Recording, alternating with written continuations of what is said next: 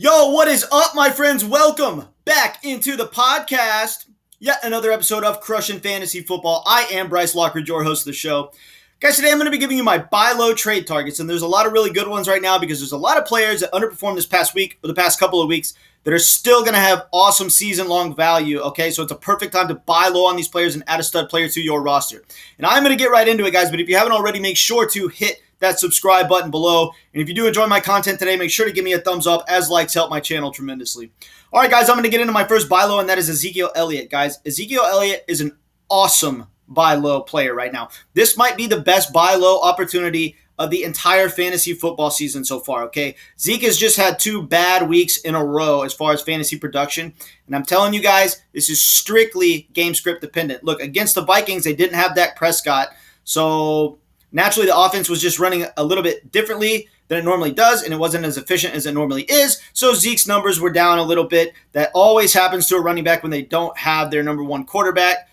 And so that's kind of the reason for his lack of production in the game 2 weeks ago. And in this past week, he only had 10 carries because they got blown out by the Broncos and they were playing from behind for the entire game. So naturally, he's not going to get his normal amount of carries when they're getting beat by a ton of points and they're playing from behind. So look, guys, most weeks the Cowboys are going to have a lead on their opponent. And what do they do when they have the lead on their opponent? They feed Zeke the rock like crazy, okay? This dude gets awesome volume. He's a candidate every week for 20 to 25 touches on what's an elite offense, and he has massive touchdown upside. He's running behind a great offensive line. He's got all the talent in the world. This dude has everything going for him, and he just had 2 bad weeks in a row. Look, guys, the Cowboys play the Falcons next week. Zeke is going to go off against the Falcons. I can almost guarantee you this.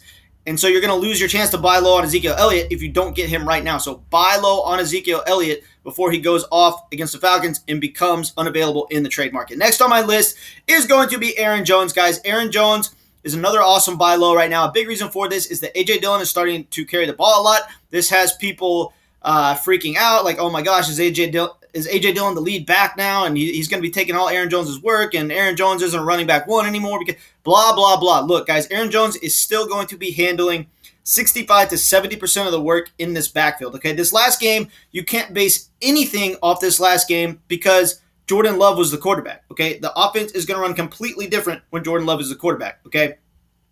2 weeks ago, A.J. Dillon and Aaron Jones pretty much split carries right down the middle. A.J. Dillon out-carried him by 1, but don't make much of this, guys. In games where Aaron Rodgers plays, Aaron Jones is still going to have the majority of the work just because he sees pretty much all the passing work in this backfield, okay? So due to the fact that he is the lead target receiver on the team, even if they're splitting carries down the middle, Aaron Jones is getting 65% of the work. And I truly believe that in most games, Aaron Jones is still going to out-carry A.J. Dillon. So you're looking at a very high likelihood that he still handles 70% of the work in the backfield. And considering the fact that he's extremely efficient with the touches that he does get and that he plays in a very high-scoring offense and has massive touchdown upside, as we've seen over the past 2.5 years, this guy is still a low-end running back 1, and right now people are freaking out, and they are probably ready to sell Aaron Jones because they're so darn worried about A.J. Dillon cutting into his production. Take advantage of this irrational thinking and grab Aaron Jones for your roster. Next on my list is going to be Clyde EdwardsHelaire, guys. Clyde EdwardsHelaire, 4.9 yards per carry before he went down with his injury. Guys, this guy was running the ball extremely efficiently. He had back-to-back 100-yard rushing games before he came out in week 5 and got hurt. Guys, this guy is a very talented running back. Don't let anyone tell you that Clyde EdwardsHelaire is not talented. This is a very talented running back on an extremely efficient offense. Okay, the Chiefs have had an uncharacteristically bad start to the season. Their offense hasn't looked the same, but this is just how football works, guys. You can't just come out and put up 50 points a game every week, every single year. Look, teams go through slumps, but the Chiefs have one of the best offenses in football, led by Andy Reid, Pat Mahomes, Tyreek Hill, and Travis Kelce, and Clyde EdwardsHelaire himself. Look, this dude still has decent touchdown upside. I mean, his touchdown numbers are a little bit disappointing considering the offense that he plays in, but as a default to being in the Chiefs offense, he's still going to get you at least some touchdown equity. And the fact of the matter is, he's carrying the ball for 4.9 yards a carry. The dude's extremely efficient when he does get touches. He's about to come back from an injury, but people haven't seen him in a while, and when a player is injured for a while, players just kind of tend to forget about him. I know that doesn't make sense, but trust me, people do it, guys. Grab Clyde EdwardsHelaire off your roster, or off someone else's roster in the trade market. When he comes back from his injury, he's still going to be a very relevant fantasy player, and I consider him a low-end running back too, and you can get him for next to nothing right now. Next on my list is going to be Saquon Barkley, guys. Saquon Barkley has been injured for most of the season. It looks like he's coming back very soon, possibly this next week. And we're talking about a guy that gives you tremendous upside. Look, as strange as this sounds, I'm actually bigger on Saquon Barkley now than I was going into the season because I think the Giants are actually a little bit better than I expected them to be. Obviously, they are not a good football team, but there are weeks where the Giants offense actually looks pretty darn good. And so considering the fact that they actually can move the ball a lot better than I expected them to be able to, and the fact that Daniel Jones is a rushing threat himself, so people have to watch out for the quarterback running the ball. This opens up a lot more opportunities for Saquon Barkley to bust out huge plays and to get in the end zone. So we know he's going to be efficient with the touches that he gets because he's an awesome running back. The touchdown upside is higher than we expected going into the season, and he's been hurt for like a minute. So people are probably not very big on Saquon Barkley right now. Take advantage of this and grab him in the trade market. He's probably going to be a beast in the second half of the season. Next on my list, moving on to the wide receivers, is going to be Michael Gallup. Guys, Michael Gallup is just as valuable as Amari Cooper and CeeDee Lamb. Don't let it fool you guys. This is a three-headed monster in Dallas, and each of the three stud wide receivers hold equal value. CeeDee Lamb is not that much more valuable than Amari Cooper or Michael Gallup, and I would argue that it's pretty much even between the three. In any given week, once Michael Gallup comes back, any one of these receivers is the candidate to be the stud that goes off and gets all the fantasy production for the team. It's very similar to the situation in Tampa Bay with Godwin and Evans and Antonio Brown. I mean, they're just loaded with pass catchers. The Cowboys are loaded with pass catchers. So there's going to be weeks where some of the receivers bust and some of the receivers go off. So you're playing these guys as boom or bust players. So you have to understand that when you buy low on Michael Gallup, you are not getting him for a safe floor whatsoever because he's going to have weeks where he busts due to there being too many mouths to feed in Dallas, but he's got a massive ceiling due to having a lot of talent and playing on a great offense. And look, when this guy's healthy, he's actually their preference for the wide receiver that they target downfield on big plays, even more often than they target Amari Cooper and CeeDee Lamb on big plays. So this is a big play, stud wide receiver that can get you huge weeks.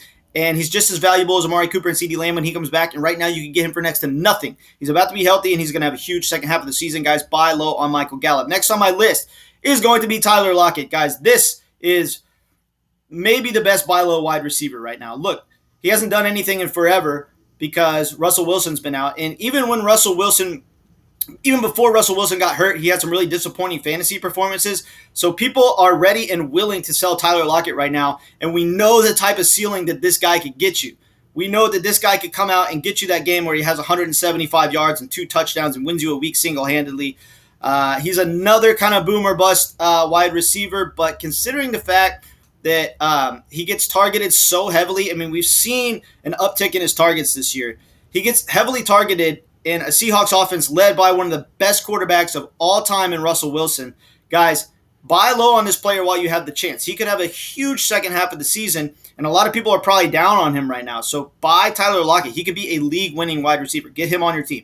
Next on my list is going to be Mike Williams. Guys, Mike Williams has now had 3 disappointing fantasy performances in a row. Guys, once a fantasy player has 3 bad weeks in a row, I guarantee you that just about anyone is ready and willing to sell this player. We know what kind of ceiling this guy could give you. We saw it early in the season. He's still on a very high-powered offense led by a stud quarterback in Justin Herbert. He still gives you a massive ceiling. We've seen that he is certainly, not quite as good of a floor player as I wanted him to be. But look, I think that his bust performances this year are a little bit of a fluke because he's still getting a very healthy target share and a very good offense. So I don't really consider this guy to be boom or bust. I think that he's got a safer floor than he's presented in the season, despite having, probably 4 games where he's busted pretty hard. I don't think that's going to happen in the second half of the year. I think we're going to see the floor go up for Mike Williams, and we know that he has an absolutely massive ceiling. His fantasy stock is way lower right now than it's going to be at any point in the season, so grab Mike Williams while you have the chance. Next on my list is going to be Jerry Jeudy. Guys, Jerry Jeudy, he's a first-round draft pick. This dude got drafted ahead of CeeDee Lamb. The Broncos didn't draft him to not feed him the rock. I mean, look, in this past game where the Broncos were playing with the lead, he still had 8 targets, okay? But the fact of the matter is we haven't seen him have a great fantasy performance all season long, but, guys, he's only played in 3 games. Give the man a little bit of time to produce.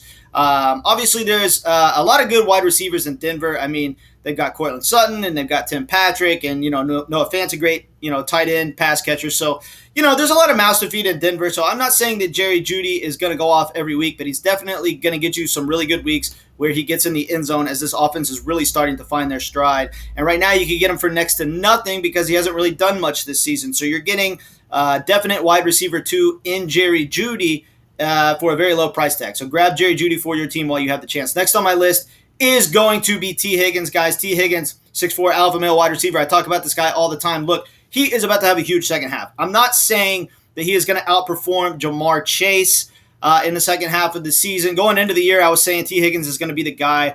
Jamar Chase is definitely the guy for the Cincinnati Bengals. But look, T. Higgins is targeted heavily, and he's an extremely talented wide receiver, guys. This dude is a dog, okay? And he's going to have weeks where he gets in the end zone, and he's going to have weeks where he gets you 100-yard games. And I'm not saying that he's going to outperform Jamar Chase in the second half of the season, but there is at least a small percentage chance that he does. I mean, it is possible that T. Higgins outperforms Jamar Chase in the second half of the season. Not likely, but possible. And even if he doesn't, the dude gets targeted heavily. He has a very safe floor. He's probably the safest floor player that's available in the trade market right now, and he gives you a tremendous ceiling being on a great Bengals offense. So this dude has everything going for him, and you can get him right now for a pretty good price. So grab T. Higgins while you have the chance. All right, guys, those are it for my buy low trade targets. Make sure to add these stud players to your roster. They can definitely help you win your season, and I appreciate you guys tuning into the video, and I will catch you later.